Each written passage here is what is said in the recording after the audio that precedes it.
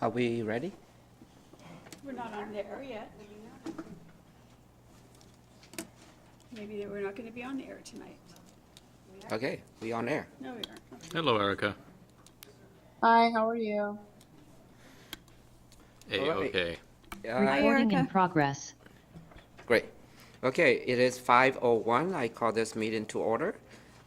And I would like to recognize committee member Erica Norton appeared via Zoom. Committee member Jack Dovey is excused. On my left, Council President Linda Kochma. On my right, Deputy Mayor Susan Honda. And on my left, Council Member Jack Walsh. Welcome everybody to this meeting.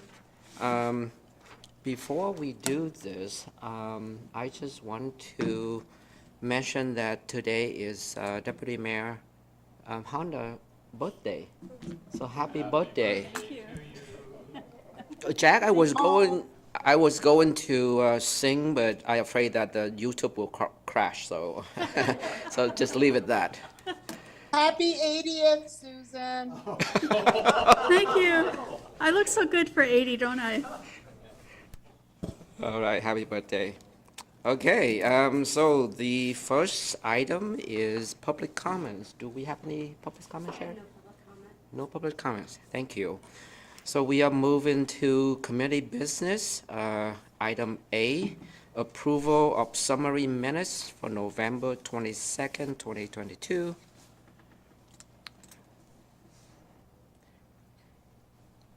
Sorry, I need to get there. Hold on.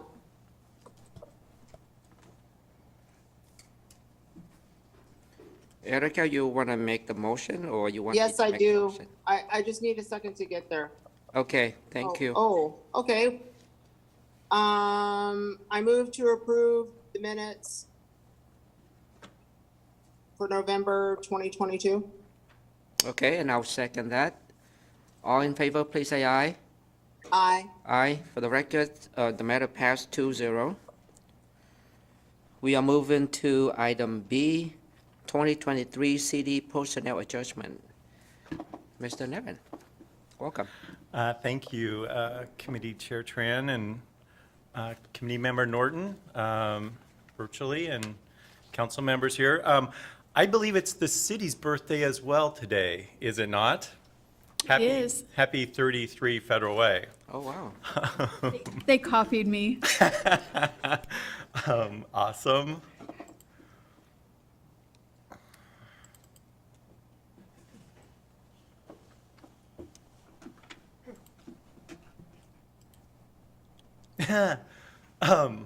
Host disabled. I can't share my screen.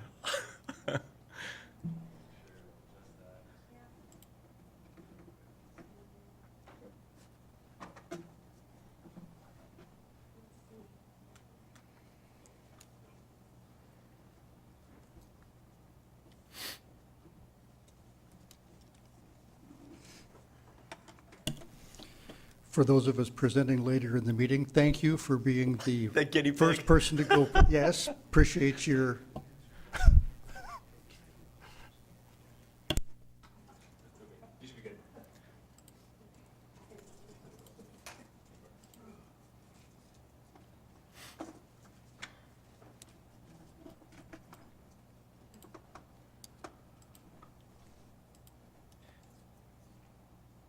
All right. Thank you for your patience. So this evening, I'm here to, I can make them disappear, right, Thomas?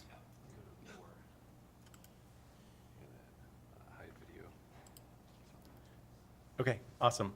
Okay, so, sorry, here we are.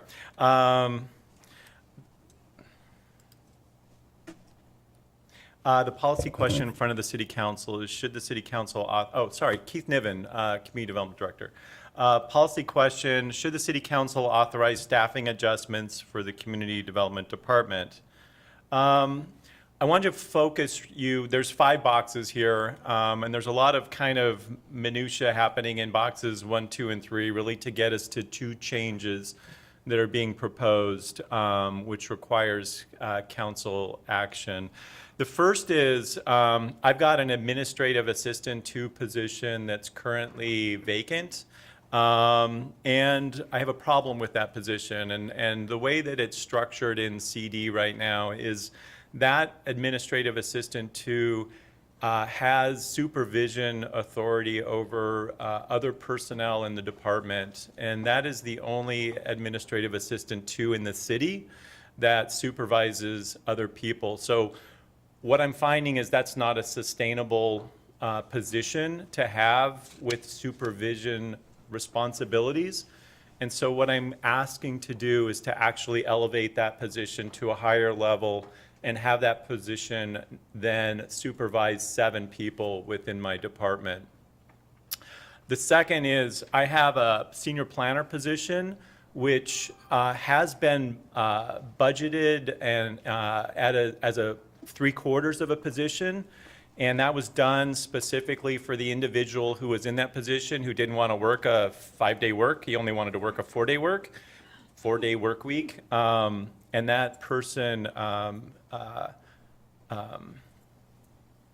am missing that word. He retired. Thank you. He did not die. He retired in January.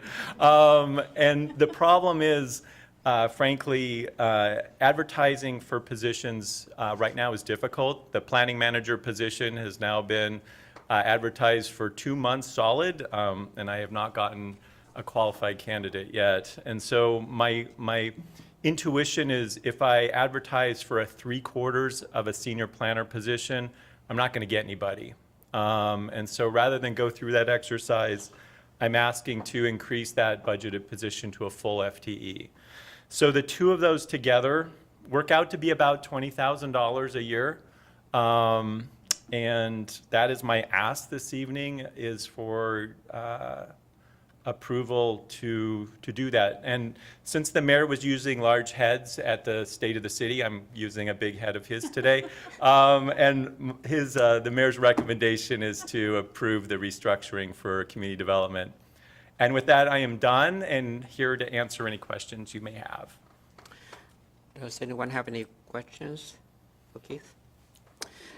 So, yeah, I agree.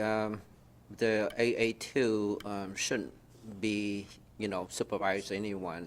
So it makes sense to elevate that position to a supervisory position. So I support that. And with the upgrade from the 0.75 FTE to a full FTE, I think it makes sense because, probably you would be better to upgrade that to a full FTE in terms of recruitment and retention and all that. So, yeah, I will support that. Thank you. Thank you. I have a question. Lydia, welcome. I do too. when you're done. Thank you. Yeah, so the person who was, can you hear me? Yes. Yes. Yes, we can. Okay, great. The person who was supervising and now we're increasing their supervisory position, that would also increase their salary, right? Yes. Yes. So, and then with the other one though, with the FTE, do they make the same that the prior person was making with, the 3/4 FTE, or is it a different salary for that person? And was it already budgeted for anyway? So, so both of those position changes would result in the approximate $20,000 increase per year. The FTE, so the senior planner was at the top step, and even though it was a 3/4 at the top step, we did the calculus assuming we would hire somebody at mid-range. So it's actually a savings for the first year because that person at mid-range will be less than the 3/4 at top of the salary. So there's actually not an increase for 2023, but as that person assuming that person stays with the city for a year and moves up a step in 2024, there would be an added cost for 2024 for the senior planner. And so that kind of, that information was broken out separately in the staff memo that came with the agenda bill this evening. Okay, that was my question actually about where they would stack up in terms of the prior seasoned senior planner versus a new person you're hiring. So thank you so much. You answered my question. Thank you. I guess I do have one more question, important question that I need to ask Steve, because he's the money guy. He is the money guy. So with this increase in funding for those two positions, can we support it? Yes, it's a little early in the year to have any additional revenue or savings, but I don't see any problem with this fitting into our normal budget. Okay, thank you for that confirmation. I have a question. Deputy Mayor? Thank you. The, trying to hire folks here at the City of Federal Way can be difficult, I've been told. So is the salary range for the senior planner, is that within what other cities offer? So that's a great question. And right now Bellevue has a senior planner position open, as does Tacoma. I have not looked at what their advertisements are. You know, we just did a salary kind of classification, I think a year ago, to try and pull Federal Way's jobs to be more similar to our competition. So I'm assuming we're at least in the ballpark, and assuming you guys approve this, I'll go out to ad, we'll see how we do. If ultimately we aren't successful finding qualified candidates, then we can look at the salaries of kind of our peer cities and see if we have a problem in this particular job classification. So the position you're already advertising for, that's Yes, been open for 2 months, yes. are you not getting qualified people because we're not offering enough, or because there's too many other cities hiring for that position? So that position's super hard. In the planner kind of ladder, the planning manager position, it is kind of the first one that actually has supervision responsibilities associated with it. The senior planner typically doesn't, unless it's at a very big city where you have a lot of junior staff. And so you're hiring the bandwidth at that level for planning manager Bandwidth. is similar to like a department director. There's just not that many people that have done it. But I have not looked at the salary Okay. in comparison to other cities. That might be the next step, because it's been a long time. And I don't know what your title was before you became what you are now. Has your job been advertised that you just left? That's the one that That's- we can't fill. Okay, Yeah, okay, thank you. yep. Council President? Thank you very much, Chair Tran. So Keith, so considering the three-quarter position, was that the same rate that you're going to hire the full-time position at? No, it will most likely be at a lower level. So the directors can't hire above mid-range without getting the mayor to support that. And so typically, we look at the first 3 steps in a 6-step ladder, whereas the person who retired was at that top level. So I would assume that the full-time position is going to be a less qualified person. It will most likely be somebody with less experience, and so there'll be a mentoring, So there might be Curve. more candidates possibly for it. hopefully. Okay, thank you. All right, I don't see any more hands. Erica, would you like to make the motion? Yes, and I apologize for not muting myself earlier.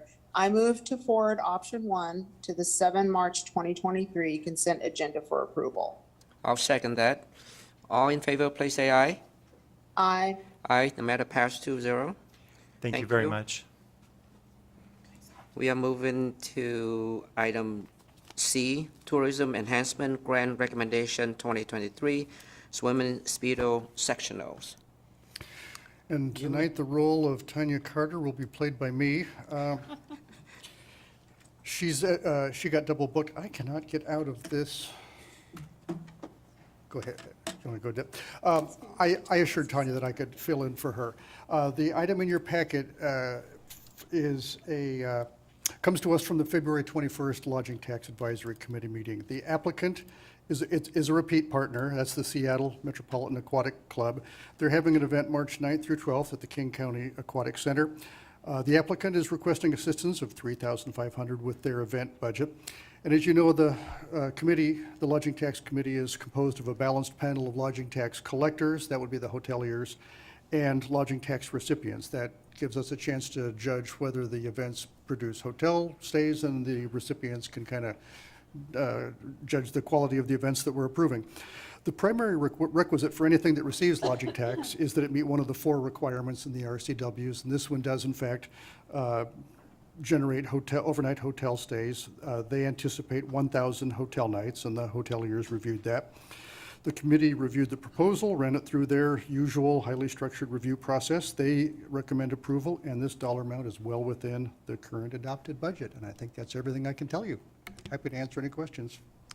Thank you. Deputy Mayor? So this event is happening next week or the week after, 23 March. Yeah. Why did they apply so late? Why didn't they apply in the first round of applications? I don't, I can comment to that, on that. Okay, all right, well, I'll tell you, okay. 2 reasons. One, actually the applicant for this event is the new applicant. The event is an ongoing event, of course, we have it every year. But they're We new- can't hear you very well, Lydia, You can't hear me? Oh, I'm so sorry. not very Okay. well. Okay. How about now? It's better. Any better? Any better? It's hard? It's better. It's better. But anyway, secondly, as you all remember, we kept canceling our meetings, LTAC meeting, to get even Oh. number of members from the recipients and the what do you call it? Receiver, and both sides anyway. And it took us a very long time to make that happen. And so we actually had to have an emergency meeting for the committee to vote on this proposal, so we can still approve it and come to council in time for them to utilize the funds. So I think for the most part, it's on us that we could not meet and pass this request or review this application. Thank you. and I can add that in every case, all of our applicants are required to fully fund their events and file the post-event paperwork before we help them with their assistance that they request. All right. I move to forward tourism enhancement grant request to the March 7, 2023 consent agenda for approval. I'll second that. All in favor, please say aye. Aye. Aye. The matter passed 2-0. Thank you, Erica. Okay, we are moving to item D, backup and disaster recovery, RFQ. Thomas. Good evening, Chair Tran, Council President, Deputy Mayor, council members that are in attendance. I'm going to queue up my presentation for you.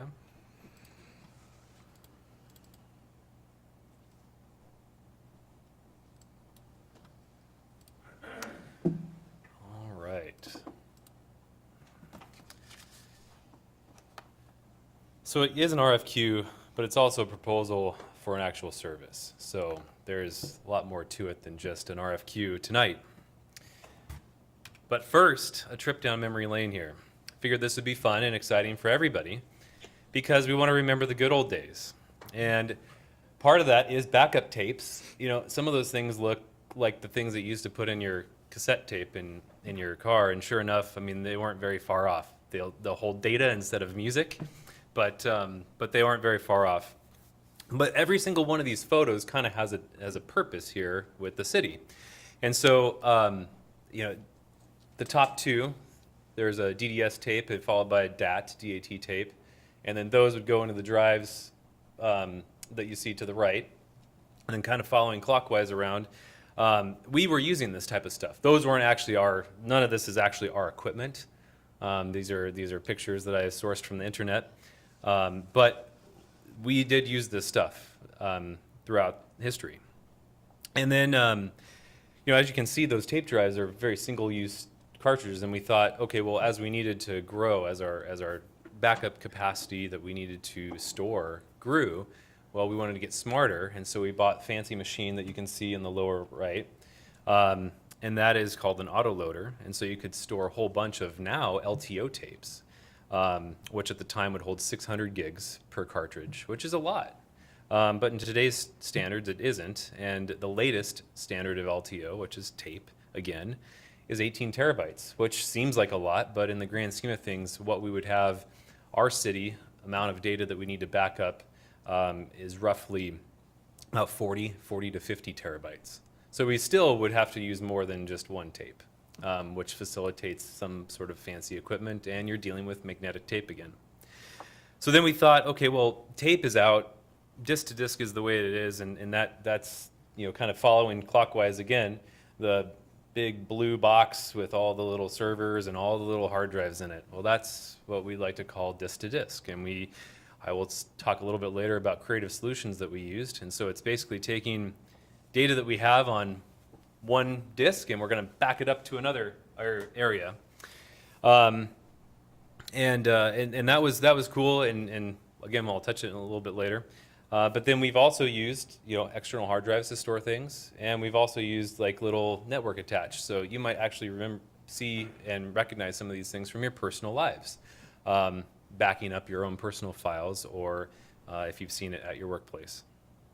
So that's kind of where we're at. But we're going to take this a step further tonight. Or at least my hope would be we'll take this a step further tonight.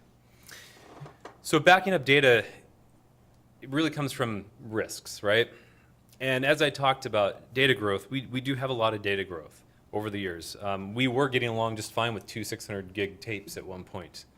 Now we're far beyond that. And a lot of that, just recently we have drone footage that Public Works is taking, and that's obviously video content. We're doing video evidence that from, so if a murder happens or a robbery or something in a store or a home, and they have home video recorders, like the police will take that evidence, that video footage, and we'll need to store it as part of the case file. And so that's all stored. And the body cams that every officer has is stored in the cloud as part of our contract. But that doesn't necessarily mean that everything is. There could be potentially some snippets of video that still makes it into our case file that we have to store, that isn't part of that contract. So we're experiencing, and just in general, like file sizes of everything, whether it be video, YouTube videos, audio, everything that we do is more and more and more data. And so we have to back that up. And so I talked about creative solutions, and kind of going back to that previous slide, this used to, we have one of these devices downstairs that looks just like this. And we thought that it would be cool to reuse that. So we replaced it with a new fancy primary storage. And they were like, well, that would be perfect to back up our data on.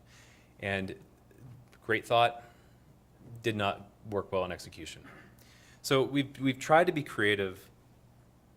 It just hasn't worked. And so we're also have to deal with compliance issues from several of these agencies. We actually just went through the Criminal Justice Information Systems audit.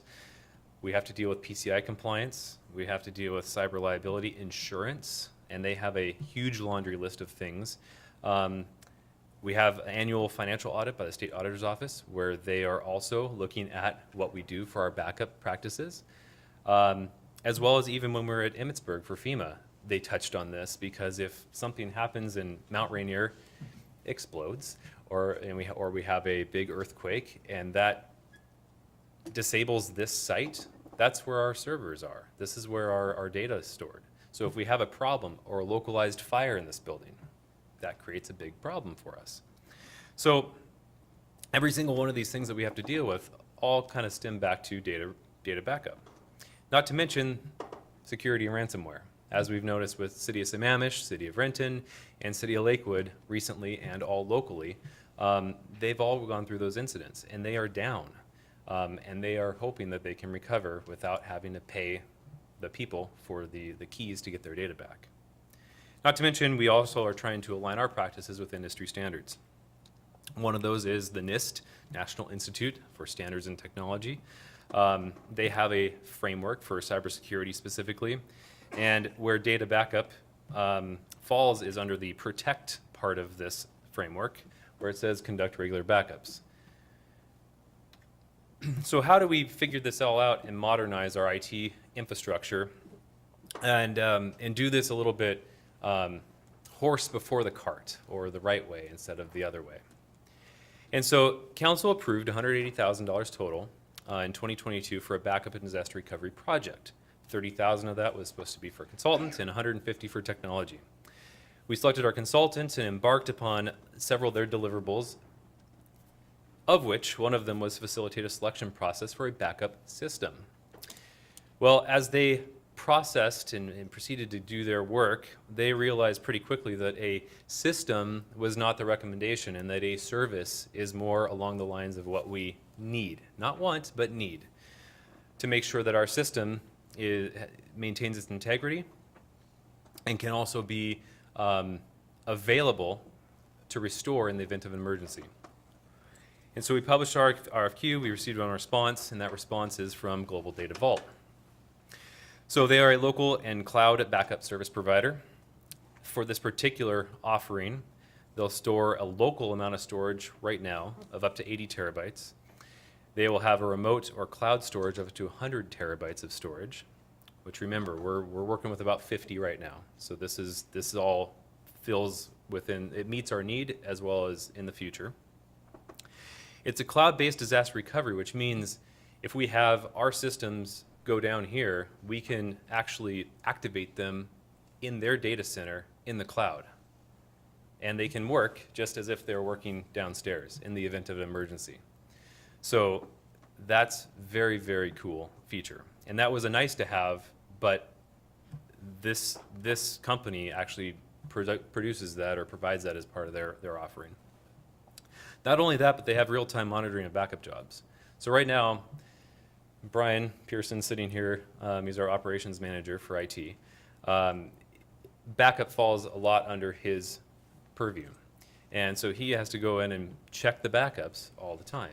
These people are doing it 24/7. When there's an error, when there's a fault, they're on the phone or they're emailing us telling us you need to check this out. So it doesn't fall on Brian if Brian gets busy and skips one day or 2 days or so on. Software licensing is also a cool thing because we no longer have to license our own software. So we have a little bit of savings. Right now we're paying about $8,000 a year for backup software licensing, and so that's savings that we don't have to spend that is part of this project. Not to mention, as we move forward with Microsoft 365, going more cloud-based, this offering will also accommodate that as well. And not to mention, it has immutable backups, which means once they're written, they cannot be rewritten too. So they are kind of locked in place. And this also addresses our 321 backup, which is the industry standard, which is 3 copies of your data on 2 different media types and 1 stored offsite or in the cloud. And it wouldn't be a technology presentation without a fancy data center graphic with cool blue lights and lines and stuff like that. So now to the meat and potatoes of it, the cost. So Global Data Vault came back with 3 options, 1, 2, or 3-year contracts. So I have highlighted in yellow kind of the key differences. So as you can see, the total costs at the bottom are all over 3 years. So if we went with option 1 and just did 1-year contract, year-over-year renewal, we're at $225. If we're option 3, we're at $195. And you can see that in the green at the bottom is a total savings of $30,000 over 3 years if we just commit to 3 years. We pay them every year. So we don't have to pay for 3 years up front. We pay them a year at a time, but we commit to 3 years. I do have a 10% contingency baked into this, and the reason for that are two things. Number one, this includes 450 users of the Microsoft 365 platform, and so if we were ever to increase our staffing to need more users than that, we can add it, and we don't have to come back to council for more authorization. Secondly, if we exceed our 80 terabytes of local storage, remember going back, they have 80 terabytes of local storage, we will need to buy an additional appliance as part of that, and so that will help facilitate covering that cost as well. So the funding is the even more fun part, is there's no currently appropriated funding. So I'm coming to you with an ask without an actual line item that says backup. However, council approved a Darktrace project, which is information security based, that we haven't started yet. It's part of the IT operations budget in 2023 and 2024. It's $60,000. And so my recommendation would be to reprioritize the already appropriated funding for the Global Data Vault contract instead. And then we'll revisit council budget process for the Darktrace funding in the future. And so a lot of this all comes down to risk mitigation, right? It's just like insurance. You know, whether you run the bare minimums of the state, you do liability only, or you're starting to add comprehensive and collision. This is part of that package. Just having a data system or backup system isn't going to solve all of our problems, but it's something that, as you saw from these CGIS, PCI, our insurance providers, we need to have this, and we need to have a good, high-quality, reliable system that's able to restore our data in the event of an issue. And so that's where we're at. Any questions? Thank you. Deputy Mayor? Thank you. Thanks for the presentation. You're welcome.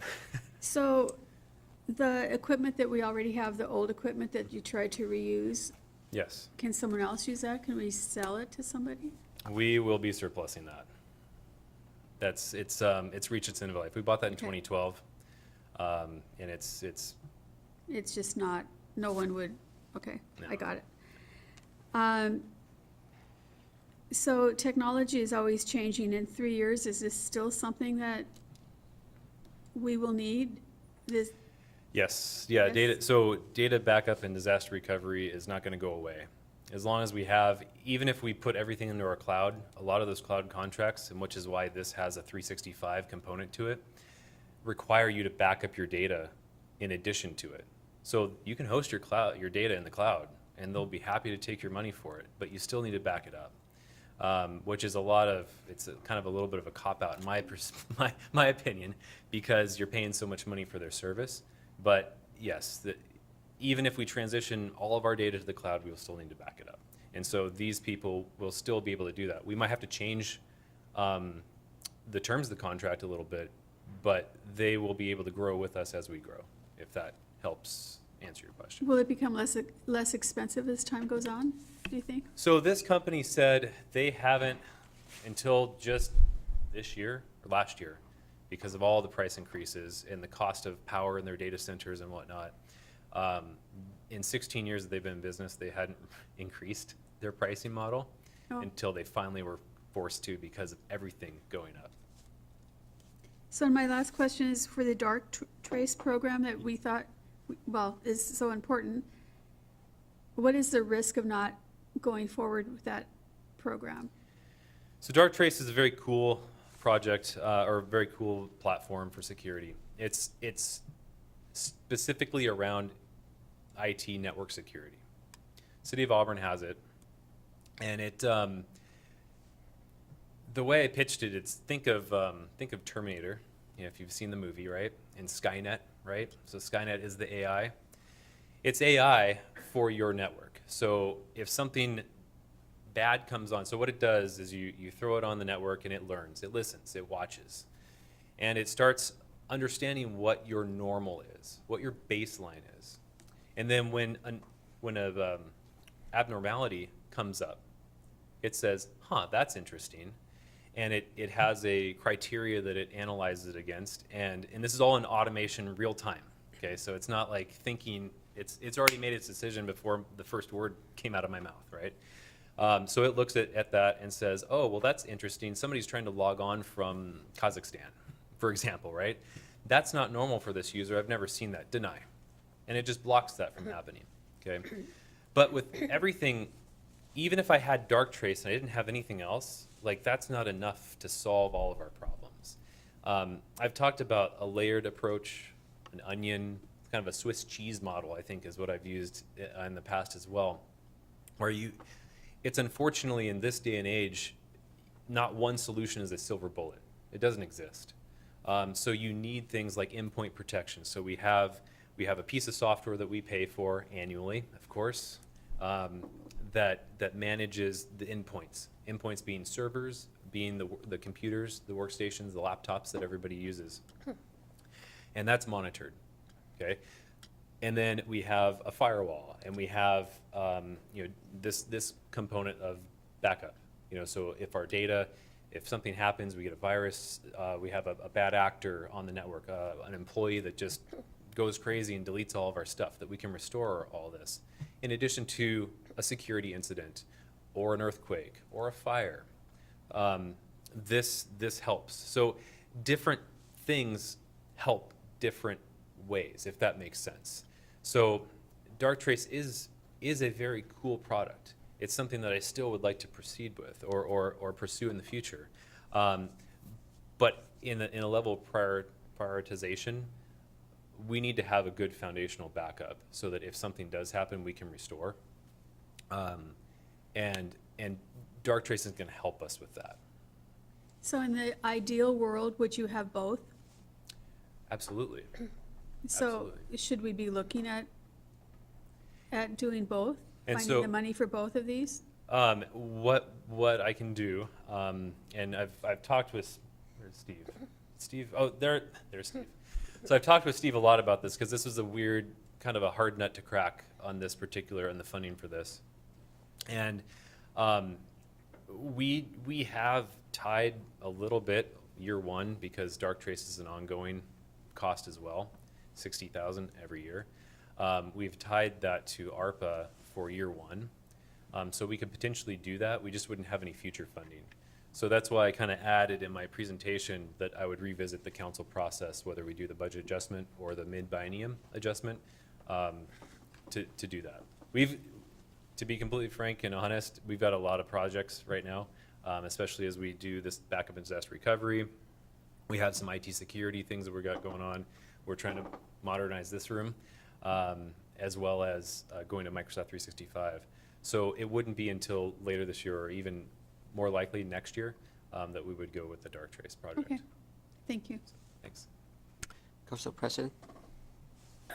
My only question is, if we sign a 3-year contract, are we locked in, or is there an out? Just like any legal contract, there are terms for termination. We just have to let them know with the proper notice and all that.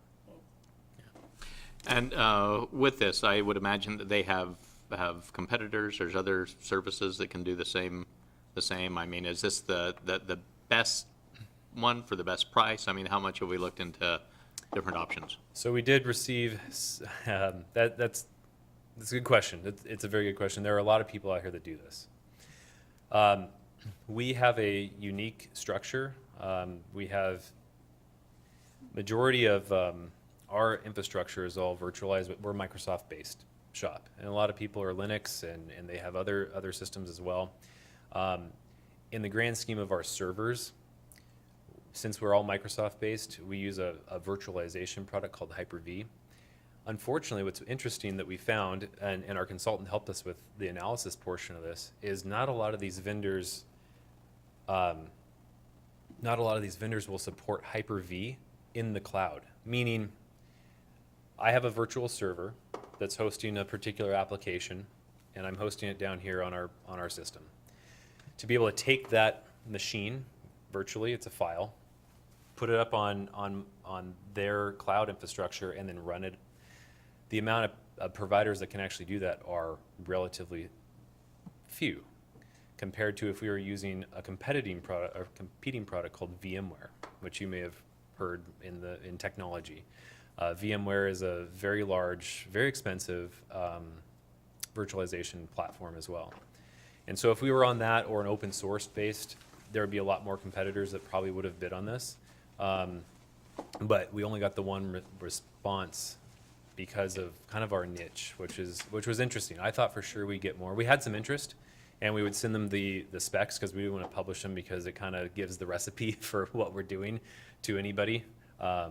So we had them contact us, and we had a few interested parties, but only one actual response came back. Okay, thank you, Thomas. So I have a question. If I heard you correctly, are you proposing that on the second year, we are gonna use the DAC trace money to pay for some of the costs with this project? So right now, no, this is year 1, 2, 3 for everything.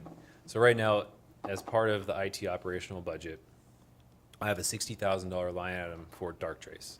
So my recommendation for committee to approve is to, as you approve this contract, I'm just using that money, and I'm not doing the Darktrace project. I'm using it for this Global Data Vault contract for backup. Okay, okay. The other question I want to ask is, I know that this Global Data Vault has been vetted by the consultant. So I'm pretty sure that you know, whatever criteria that the consultant set out. I'm just curious, their technology probably great, but have we looked at their company, their financial condition, how stable they are? Because nowadays, sometimes the tech company go belly up within a few years. If that happened, how is that going to impact us? And that's a good question. And we actually put one of the line items in our criteria. Was it 15 years or 10? Was it 16 years? We actually specified 16 years in our criteria because we did not want a fly-by-night company. We wanted somebody that has been established, that has been in the business. These people do have 2 data centers, not just one. They actually own their own equipment instead of leasing it from Amazon AWS or Microsoft Azure.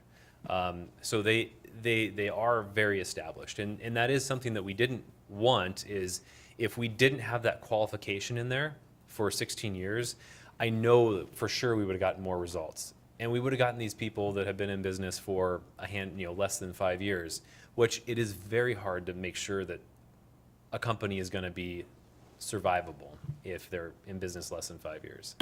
So. Great, thank you for doing that. So, Jack?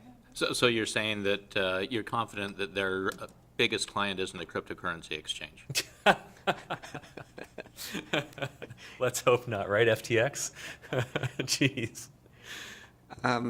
Councilmember Norton, you have questions? You are muted. Thank you. It's just a comment. I look like Lydia. Oh, that's nice. Can you hear me? Yes. Yes, we can. Okay. I just saw Lydia's face. So anyway, I just wanted to say I feel really bad that you're having to pull your assets from one, in my opinion, very much needed program, which is cybersecurity, to pay for backup, which is also equally, if not more important. Actually, it is more important, and that's what you did, is you made that decision. So I'm hoping that we as a council will take this seriously. As a business owner, this was something that was really important. If I lost my data, even something from 10 years ago, because of projects taking at times up to 5 or 6 years to complete with my company, it would really mess me up. So as a city, and with all the compliance issues I know that you have to deal with, I'm just saying I support it. And if no one else has any questions, I'll be happy to move to forward your proposal.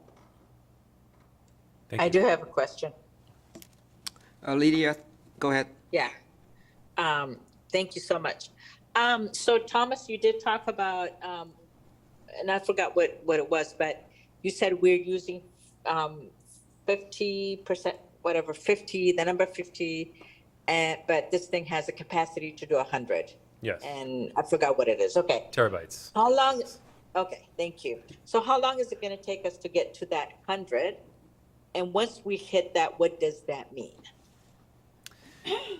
So that's actually a very good question. Within 3 years, if we hit 100, it's not impossible. That would be crazy if I said it would be impossible. It's not that it's impossible. It's unlikely, but if it is, so there's two things here. I'll reshare my screen, and we'll go back to this. So. And I want to go to, so this local storage of 80 terabytes, what that's going to entail is it's literally local, meaning it's going to be here on site. Not here on this building, it's going to be in one of our other facilities, so that way if this building were to experience as our consultant said, a smoke and rubble event, and all is left is smoke and rubble, that our data would be in a different facility. So it would still be local to the city, but it would be in a different facility. That's two, so there's two appliances that create that 80 terabytes and they're 40 apiece. And so if we exceed 80 terabytes, then we'll buy another appliance, and that's why the contingency is in there, is to help offset that should I need to do that in 3 years. And that will take us up to 120. Should we exceed 100 terabytes on our cloud side of it, then it's just a matter of buying more, and they'll just charge us more per month. And so that's the one cool thing about cloud infrastructure is it's very expandable very quickly, as much as clicking a button and paying more money. That's the allure. That's what they're selling you, is how you don't have to have servers that you manage. Don't worry, let us take care of it. You just keep sending us money every month or every year, and we'll just keep providing you the service. Challenge with that is, of course, if you stop paying them, they stop providing the service. So that's the frustrating part. But hopefully that answers your question. Is we'll buy the other local one, which I've baked in with the contingency, and then we'll just need to renegotiate the contract and expand it. Okay, yeah, I think you did. So if we hit that 100 mark within the next 3 years, then what you're saying is we can pay more to expand it. And then you'll have to come to council for the approval and everything then at that point, correct? Yeah, more than Or is like it not? more than likely at that point it'll exceed my contingency, so I would come back. Because if you look here, what council would be approving is the 195 731, which is a not to exceed, right? So that's what we would be. What would be, and that's inclusive of a $16,161 contingency. So if we exceed 100 terabytes, and we have and they're going to renegotiate the pricing to their next tier, and it exceeds that 195 over 3 years, then yeah, I'll be back at council. Okay, all right, thank you so much. Thank you. Great information and discussion. Thank you, everybody. Erica, would you like to make the motion? Yes. I move to forward the proposed master services agreement for backup and disaster recovery service to the March 7, 2023 consent agenda for approval. I'll second that motion. All in favor, please say aye. Aye. Aye. The matter passed 2-0. Thank you, Thomas. Thank you. The next three items, item E, F, and G, will be presented by Chase. Yeah, good evening, Council Chair Tran, Council President Kochmar, council members, and public. Before you are the AP vouchers between the dates of 11/17/2022 and through G of 2/15/2023, and payroll vouchers from 11/1/2022 through January 31st of 2023. amounts of note within the AP vouchers between 11/17 of 2022 and 12/16 of 2022. That was $11,424,818.29, which is a bit more than the other two different date ranges. That primarily has to do with our debt payments that we make twice a year. And so that's why there's an increase there. And then on the payroll vouchers between 12/1/2022 and 12/31/2022, that increased over the other two amounts of approximately $4 million by about $2 million, and that had to do with the ARPA retention incentive for city employees. Finance Director Steve Groom did send out an email before the meeting on questions that were presented by council, and we'd be happy to answer any others that you may have within those date ranges. Yeah, thank you. I read all the responses, and I don't have any additional questions. I do have a question for Ryan. Since we have 3 sets of AP vouchers and payrolls, do we need to make a separate motion, or can we combine all 3? You can do it either way. Combine all 3? So if you read them all out, you could either move them by agenda item number, EFG, or read them all out, either way. Okay, thank you. Erica, would you like me to read it, or would you like to do it? Will you please read it? I'm still trying to get to it. Okay, Okay, oh, I made it. I made it. okay. I don't know if you Okay, so- heard, So, go- which item numbers are they again? item E, F, and G. We can Okay. combine all 3. Got it. I move to forward items E, F, and G to the March 7, 2023 consent agenda for approval. E, F, and G, correct? Yes, Okay, I'll second that motion. All in favor, please say aye.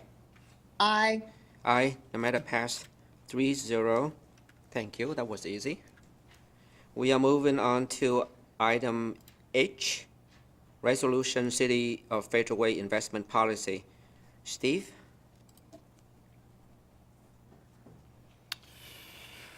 Thank you. This item is, it's almost minor enough to call it a housekeeping item, but as you know, the investment policy that the city currently has served us extremely well, and I'm bringing to you 2 changes that are edits, and I'll explain them. They are, the policy has got several elements in it, and of all of these broad categories, there's a change to the authorized investments that I want to propose, and there is a change to the reporting requirements, and they're both pretty simple. The city currently has, these are the primary investments that the city currently employs. You've seen me bring monthly financial reports, and every month you see that we are buying U.S. Treasuries and we're buying agencies, and what we don't buy with specific maturities, we put in the state treasurer's Washington Local Government Investment Pool. That's that LGIP. Also, one of our primary authorized investments are corporate notes, and we have not seen any opportunities for additional yield to fill maturity dates that we've been looking for, so we haven't used those. So the graph that I always bring shows that we could, if we wanted to, put 100% of the city's reserves into the state pool. We could put 100% of the city's reserves into treasuries, and we could put 40% per issuer in any of the agencies that we wanted to. And then also, if we wanted to, we could purchase corporate bonds up to 15% of our portfolio. But what does the state pool invest in, you ask? Well, as you can see, over 50% of it is U.S. Treasuries and agencies also. And then they also have 15% of the pool. It's liquid. It's in checking accounts and CDs. And then they also have quite a bit of staff, and they actively trade supranationals and repurchase agreements. Those are, I don't even have them listed on our portfolio. I don't have them prohibited, but I don't have them authorized either. It requires a lot of staff and analysis, and we just don't do that. But my point is, the very bottom line here, the city's 46 million on deposit in the state pool is 0.2% of their $21 billion pool. So we do have to pay attention to what they're investing in to make sure it suits us as well. It fits our risk tolerance. We do have some secondary investments that we have listed that we could if we wanted to, and the one that I'm proposing that we eliminate is bankers' acceptances, and the reason is those are no longer traded anymore. I'm on a statewide panel. We review statewide investment policies of cities and special districts in Washington, and when we're looking at best practices, and if I want to have the City of Federal Way's investment policy be a model policy that anybody could emulate, it just is in my conscience that I want to eliminate this one so that ours is an ideal, you could almost, copy ours. So this is the language that, I think it's on page 6 of the policy. We're just going to strike it out. That's the first edit that we're proposing. And the second one is, we currently have as our benchmark how we compare the yield of our portfolio, the state pool itself, because if we didn't purchase treasuries and agencies, the alternative would be the state pool. And I'm proposing that we delete that and replace it. That would be the second edit. And what I'm proposing is that we just use a 2-year treasury index because that approximates the average of our portfolio. We typically buy 4-year maturities. So on average, a 2-year would give us an external benchmark. So we aren't using as a benchmark one of our own investments. So that would be adding the blue font, very simple, deleting the red font. And publicly available information, the Federal Reserve economic data published by the St. Louis Fed every month has a graph, and this shows what the 2-year constant maturity index show, and it shows what interest rates have been doing the last 5 months. And the purpose of the benchmark, of course, is when I show you what we've purchased recently, is it reasonable? Is it reflective of what the market is? So that's just being transparent, that what we're buying is actually reasonable for where the market is. That is as interesting as I can make it. Really, I'm looking to eliminate bankers' acceptances from our current policy and then change the benchmark. It has served us well. And later next month, the State Treasury Association is having its annual conference. Our policy already qualifies as meeting the standards for certification, but this would make it really a policy that we can send to MRSC as an example with absolutely nothing that you could complain about. With that, I'll answer any questions. Thank you, Steve. I don't see any hands. Erica? I move to forward the proposed resolution to the March 7, 2023 consent agenda for approval. I'll second that. All in favor, please say aye. Aye. Aye. Matter passed 2-0. Thank you, Steve. Thank you, Erica. Okay, we are coming now to the last 2 items, monthly financial report, November 2022 and December 2022. Steve. And I will consolidate these because, of course, it doesn't make much sense to review the November results since we have December. So what I'll be showing you is the unaudited results that we've got. I have been showing you this little progress bar, and now we've got it's preliminary pre-audit results. But as you know, every month, we have been tracking every month, and revenues have been favorable. This month, we are at the end of the year. The expenditures are extremely favorable. What that means is we have a lot of budgeted items that we're going to be carrying forward as we identify which purchase orders were authorized and the spending. The vendors just didn't send us the invoices in time to spend them in the 22 fiscal year, but we don't want to goof up 2023 either. So we will be carefully rolling forward, and a fair amount of that is ARPA, unspent ARPA. Of course, we want to carry that forward. Revenues, this is the final scorecard, if you will, on how revenues did. Every single revenue that are our major primary revenues coming into the city, all are favorable to budget. And I have the graphs that show us one by one. As always, The red line is the current year, the little blue line is the prior year, and the gray area is budget. And what I want to draw your attention to is how far the red line exceeded prior year. It's nice that we exceeded budget, but as we look at the economy of the city, as we look at how the city is growing, is it thriving, is it prospering, is it doing better year over year? And I will share with you every one of these is. Sales tax, I'll go through them fairly quickly. They're all in the monthly report. Sales tax came in 9.8% over prior year. Utility tax came in 3.7% over prior year. And we don't expect a whole lot of increase there because it's typically the same value and we didn't do rate increases, so it's just going to be additional meters or something like that. Property tax, this one, as you know, the county does property tax billing primarily in March and September, and then those are the two big months when we get the bulk of the property tax. We don't sweat whether we're going to get our property tax. We just watch, it's just a matter of timing. However, you'll notice that it came in just a touch over, 2% over prior year. And I think that's an indicator of transactions that might have had, I don't want to say liens, but if there were past years due, why it is common for us to collect more than we expected to. Not much, just a little, and that gives us comfort. Real estate excise tax. Now, this one is worth monitoring every month because, as you can see, we exceeded budget, but it came in just a touch less than prior year. Now, property values have been increasing. So what we are concerned about here, of course, is recession. This would be the pace of real estate transactions. This is manageable. We can manage our expenses because if revenue doesn't come in, we just can slow the pace of our spending in our parks and public works projects. We don't want to do that, but we do want to make sure that we're paying attention.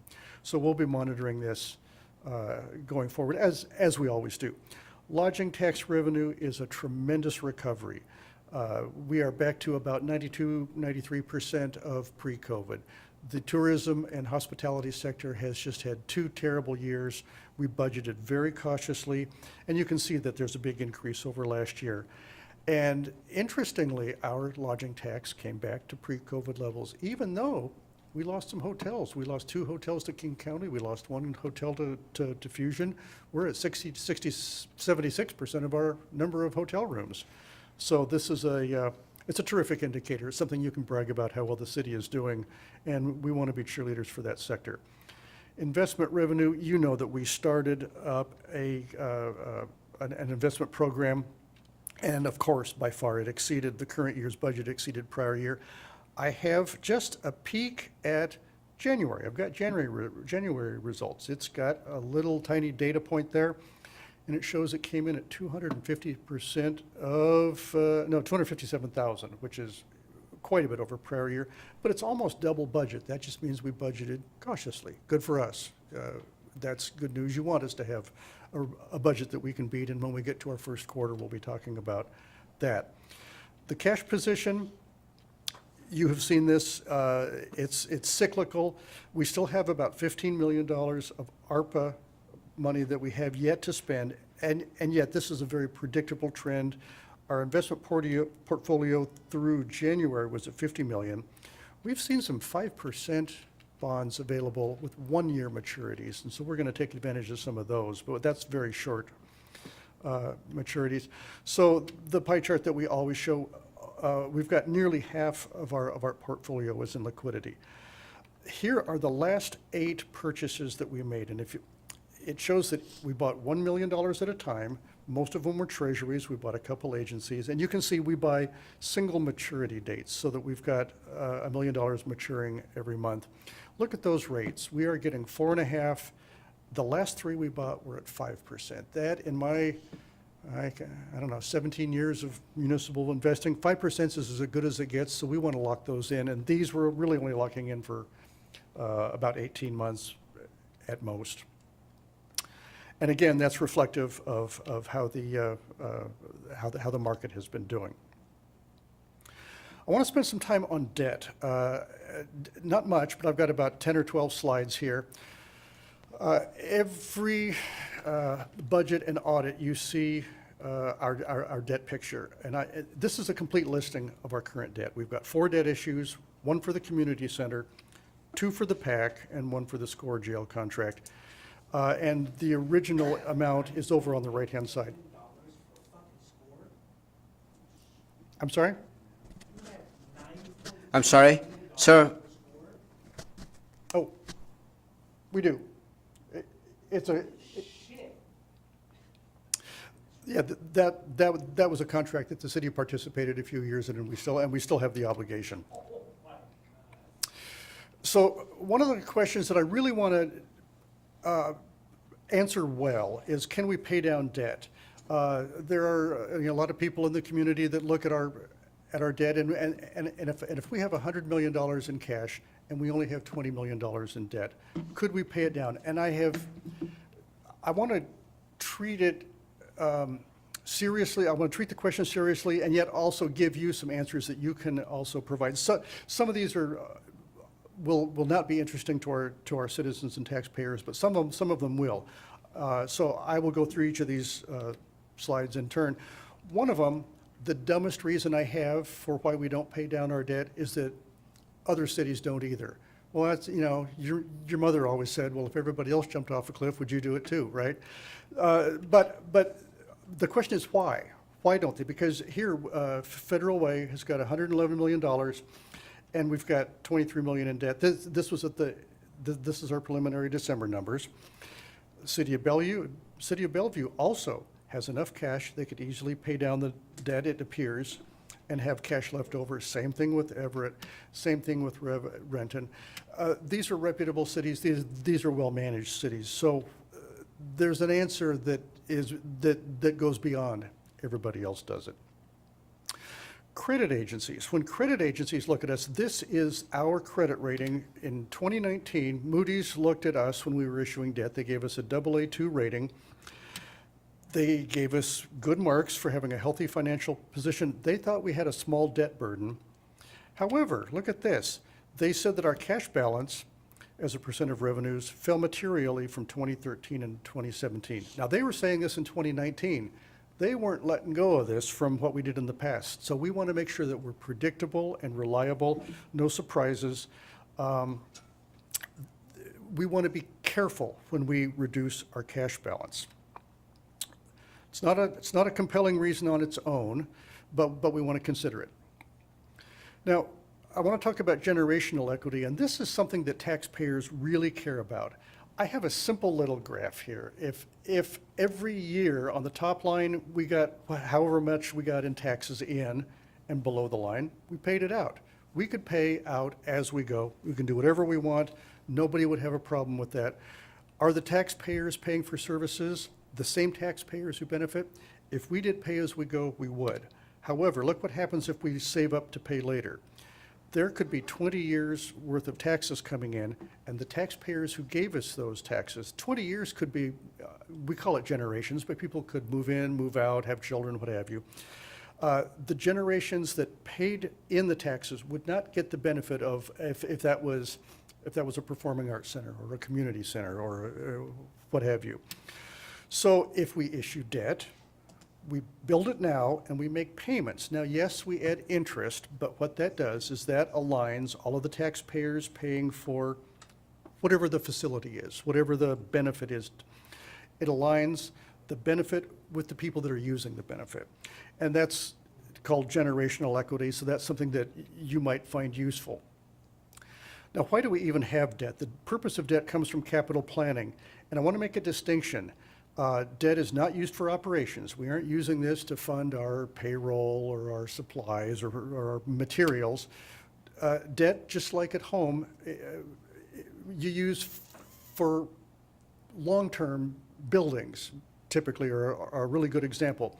What that means is you can say that the city is not using credit card debt.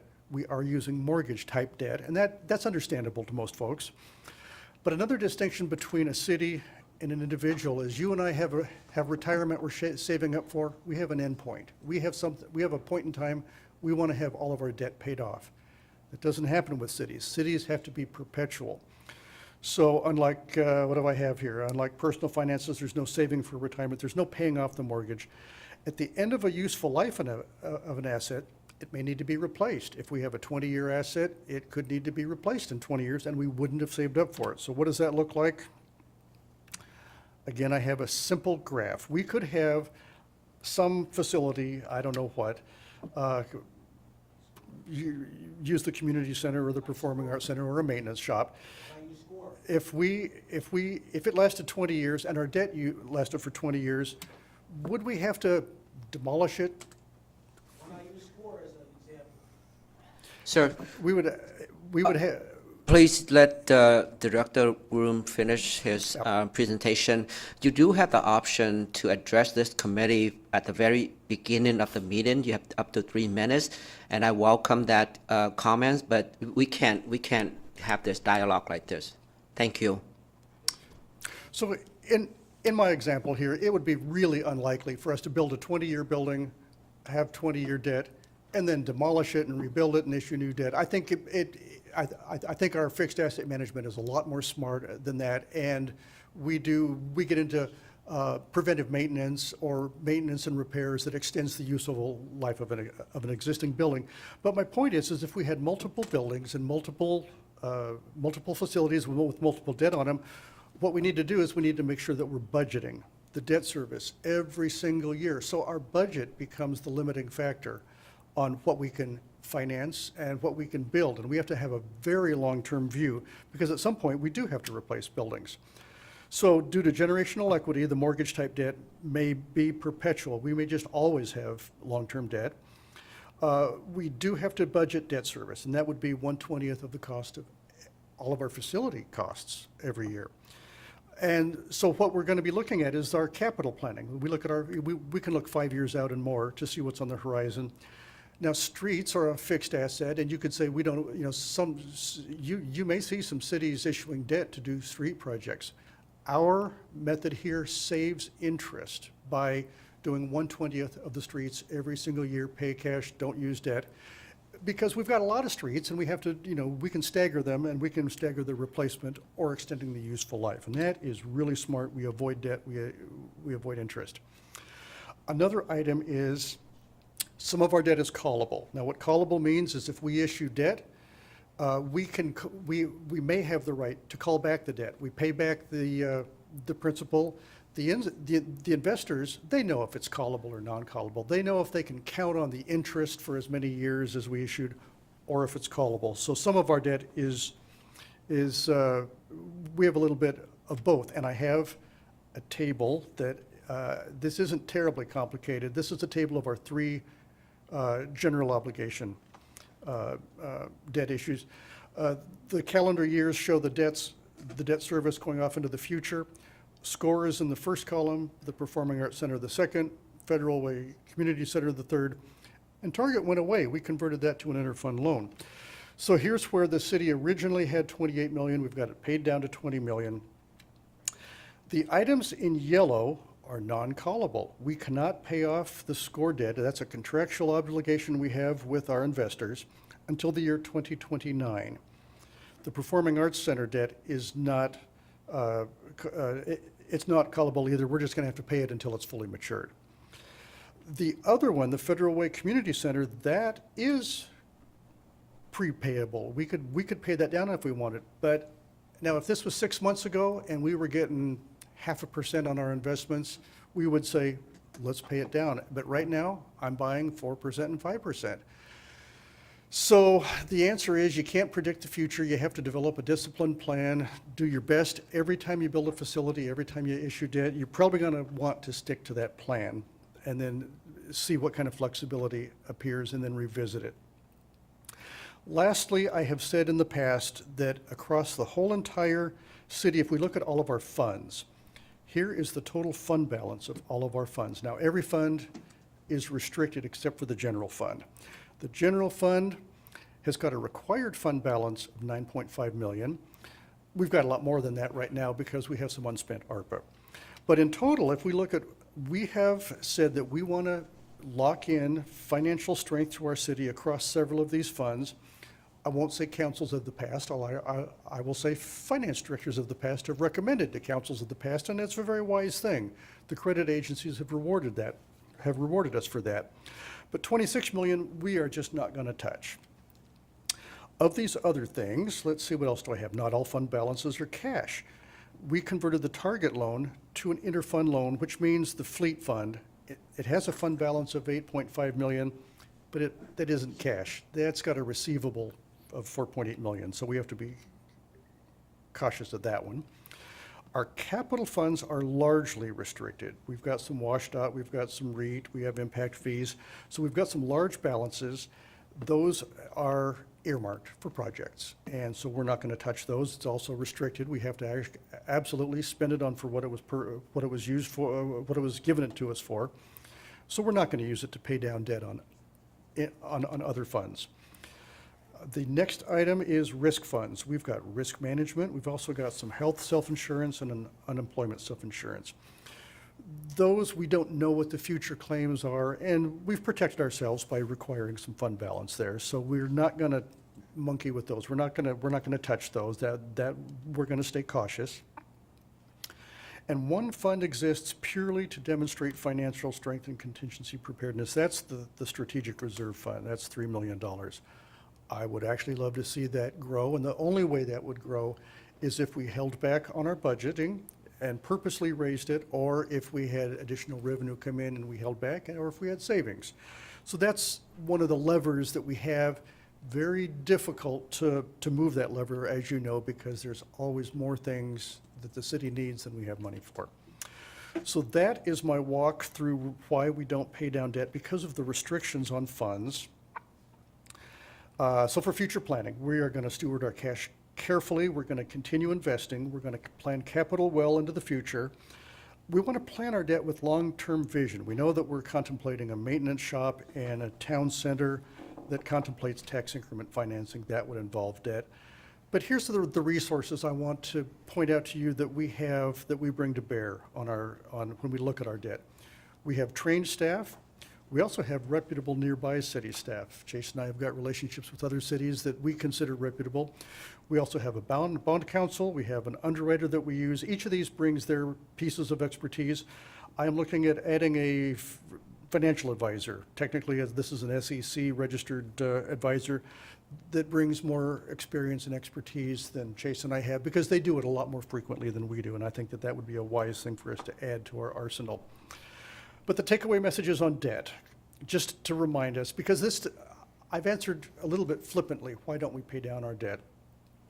And the answers we want to be careful because credit agencies are monitoring cash. Our taxpayers that pay for the capital, they deserve equity, and matching mortgage type debt to useful life is equitable. And we wanted to look at our capital planning and our capital replacement planning, because that's what really drives our financing. We need to make sure that we're doing things that we can afford. We also don't stand out from other cities, and that's actually pretty decent, because we're looking at other similar sized cities, well-managed cities. I didn't pull their credit ratings or their balance sheets, but I do pay attention to what others are doing, and they pay attention to us. Our fund restrictions actually prioritize fiscal health, and as I mentioned, we just want to make sure that we're developing a disciplined plan that gets us through economic cycles, and we do what we planned to do generally, and then we stay flexible. That is my financial report. I hope it was informative. That gets us through the end of the fiscal year. The city's in great shape. I hope you agree, and I'm here to answer any questions. Thank you, Steve. Deputy Mayor? Thank you. I have 4 questions, and they're kind of all over the place. So, one, is anything going on down in Olympia right now that we should, as a council, be watching and that could affect our budget? 2, how much in ARPA do we have left to pay out? So what would our ending fund balance, or what would our balance be if we didn't have the ARPA money? You've got a list. Let me answer them one at a time. Down in Okay. Olympia, there's not much going on, but we're always watching, and our lobbyists are good about keeping us informed. There is some tax increment financing legislation that's going to help port districts, not going to touch us. The ARPA, you have approved a lot of spending, but we haven't spent it All, it hasn't gone out the door, and that's because we haven't received invoices. We did spend on the employee retention bonus, we have bought all the police cars, and the rest is all in progress. We have got 15 million of the total 19 that hasn't been invoiced and paid. Okay, I'm keeping up with you. Stump the finance director. So isn't there something with REIT going on down in Olympia? Linda, do you know? No? You- No, not that I know. Some of the things I've been watching, REIT has been talked about quite a lot. There was some bill, I don't know, maybe it didn't make it out of committee. Yeah, I don't watch it unless it makes it out. I mean, Okay, well, yeah, so, okay, but there was something with REIT. In addition to our lobbyists, we listen to the other cities around, and MRSC is good at giving us alerts as well. Okay. So I hadn't heard that. Thank you. Okay. Let's see. And the GoGov program, the last email I got said that hopefully it'll be ready to go in March. The program that we spent with CARES funding. That one is not coming to my mind. It's a program that we got permission from Commerce to use CARES funding for 5 years. And it's for finance it's a program that will help people understand finances better. Yes, we are very close to bringing that live of our budget, Okay.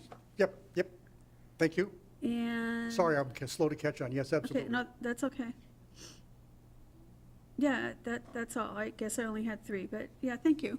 Certainly. Council President? Thank you. Just 2. I believe that you said the community center, the bonds were 2.8, 2.5. Yeah, it's 2 point something, I don't, yes. Callable. Yes. And if inflation continues, do you expect the investments to continue to go up or down? Up. The Federal Reserve has signaled 1 more quarter point increase.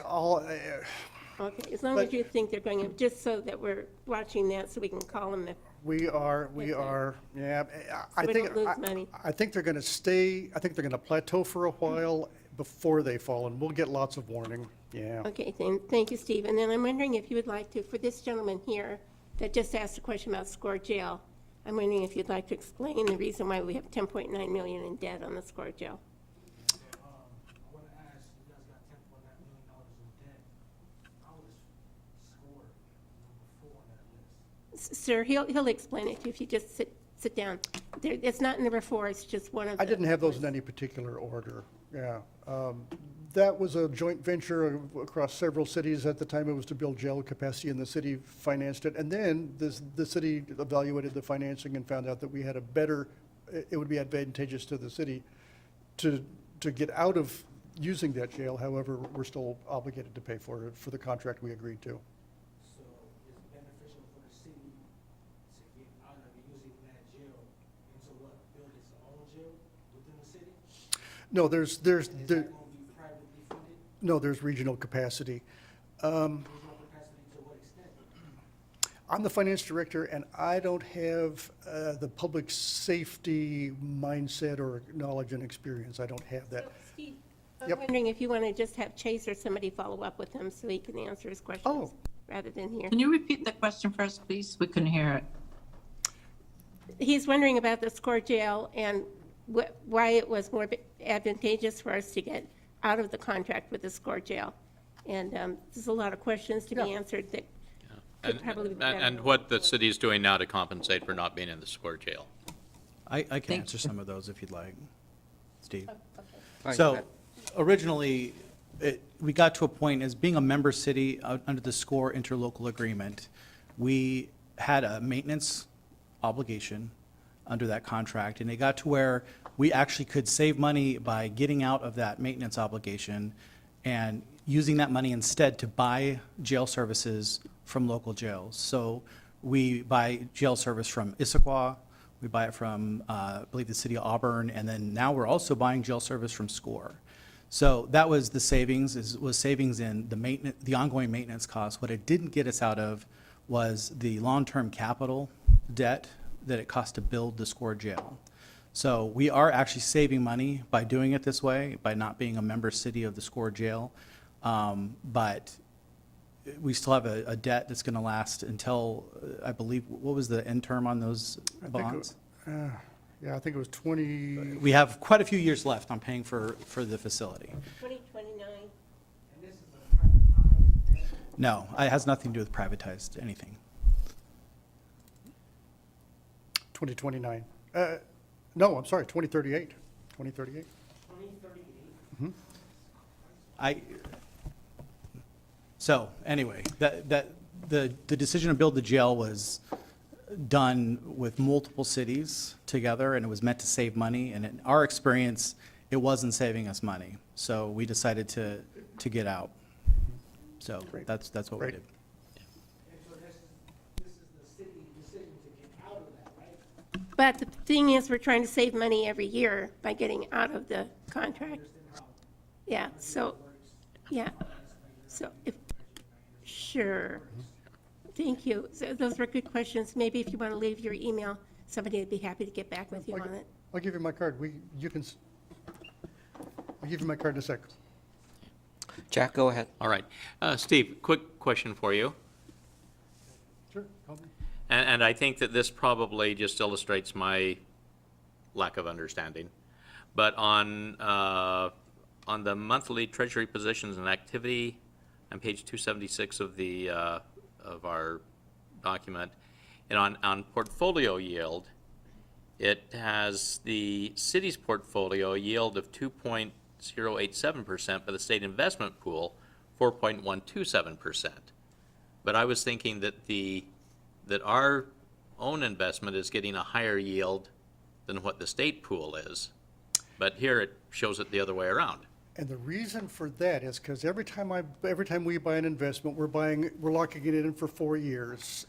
The average, so the average maturity of our portfolio is in the neighborhood of 1 to 2 years.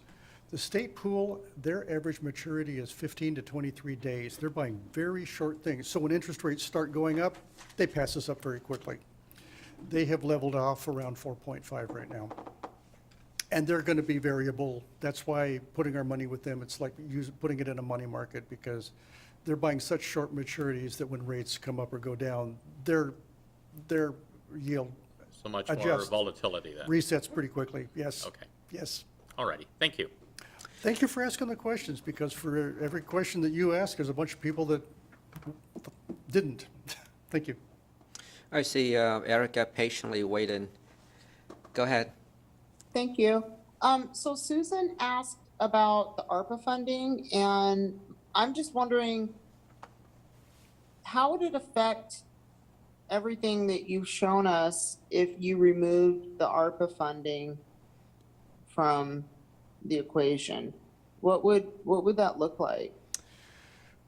The total ARPA contract was 19.2 million, and when we added it to the budget, we added the revenue and the expense, so those were equal and offsetting.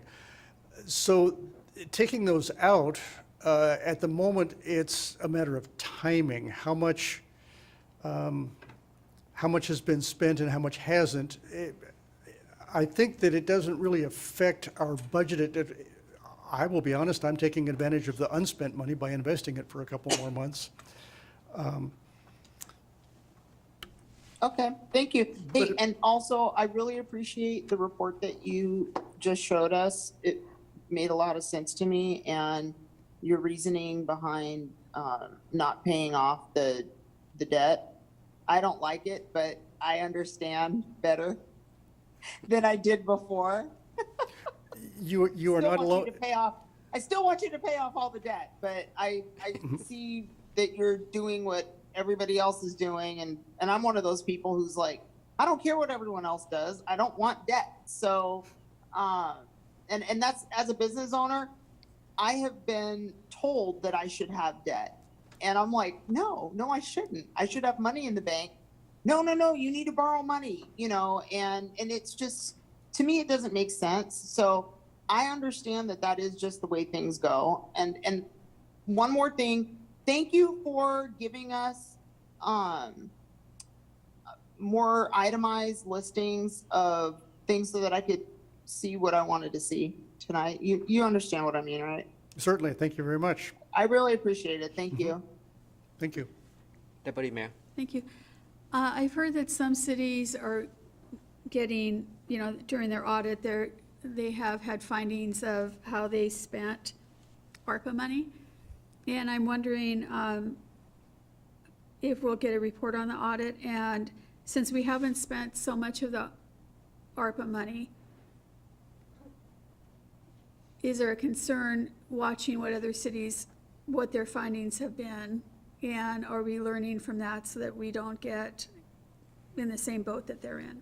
My favorite way to learn is from somebody else's experience. Yes, and I think that we were very cautious. I think we're being rewarded for our caution, but also the decisions that we've been made. I think everything that we have authorized in the buckets of eligibility that we did, I think are solid. I don't think we have any gray areas. Now, the spending is not going to be audited for some time because initially we didn't do much spending. We only spent about $3 million in 2022, and that's what the auditors will be looking at. They did, however, sign off. They did audit our calculation of lost revenue when they did the 2021 budget, and so that is not that we were worried about it, but that is an accomplishment. It's a reportable thing that we can not worry about now, I believe. Okay, so we were good. I think so. Okay, awesome, thank you. Great, we need to vote on the last two items. Erica, would you like to make the motion for the monthly financial report, November and December of 2022? Yes. And my computer moved it. Hold on. Oh, boy. I move to forward the November 2022 and December 2022 monthly financial report to the March 7, 2023 consent agenda for approval. I'll second that. All in favor, please say aye. Aye. The matter passed 2-0. That concludes our agenda for today's meeting. As a housekeeping, I would prefer for the future meeting that we don't have the one-on-one dialogue with the public because it's a little bit distracting, and if one person can do that, the next 5 will expect the same thing. So I just want to keep the meeting going smoothly. So our next meeting is going to be on March 28th at 5 p.m. in this room, and I believe it is going to be available on Zoom as well. Thank you, staff. Bye. And council members. Bye, being here today. Lydia. Thank you. Good Bye, to see you. everyone. Bye. Happy This- birthday. Thank you. Bye. Take care. Bye. Bye. Bye, everybody. Have a good night. Recording stopped.